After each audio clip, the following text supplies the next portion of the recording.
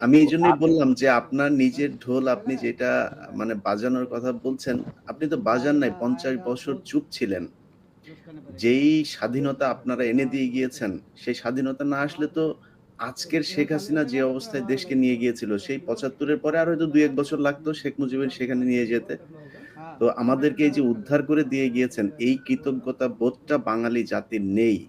যে কারণে আজকে মেজর শরীফুল হক ডালিম বাংলাদেশের মাটিতে নেই। অথচ আপনাদেরকে সর্বোচ্চ সম্মাননা দিয়ে আমাদের দেশে রাখা দরকার ছিল। সেই সম্মানটুকু আমরা দেখাতে পারি নাই বলেই মাঝে মধ্যেই আবার ২০২৪ আসে।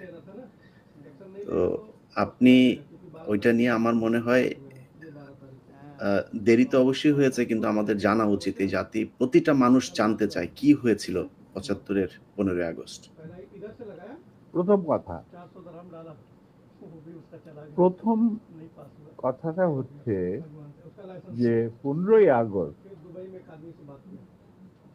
কিন্তু কোনো বিচ্ছিন্ন ঘটনা না। এটা সূত্রপাত হয় মুক্তিযুদ্ধ চলাকালীন অবস্থায়। আমরা বুঝতে পেরেছিলাম যে বাংলাদেশের মুক্তিযুদ্ধটা অ্যাকচুয়ালি কাদের ইন্টারেস্টে হচ্ছে।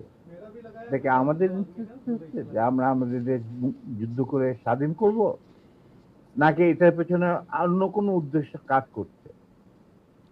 যখন ৭ দফাতে চুক্তি করে নজরুল ইসলাম আর তাজউদ্দিনকে পারমিশন দেওয়া হলো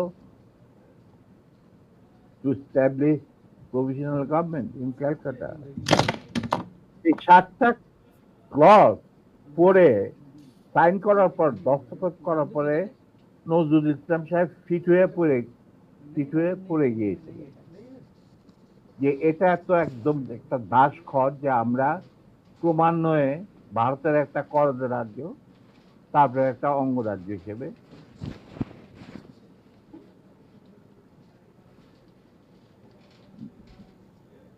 অঙ্গরাজ্যে পরিণত হবে বাংলাদেশ, হবু Bangladesh.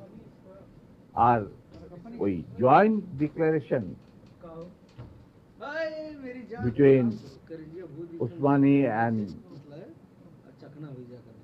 General Manekshaw, joint command establish করার পর কথা ছিল যে general Osmani on behalf of Bangladesh government will invite General Manik Shah to come and be present as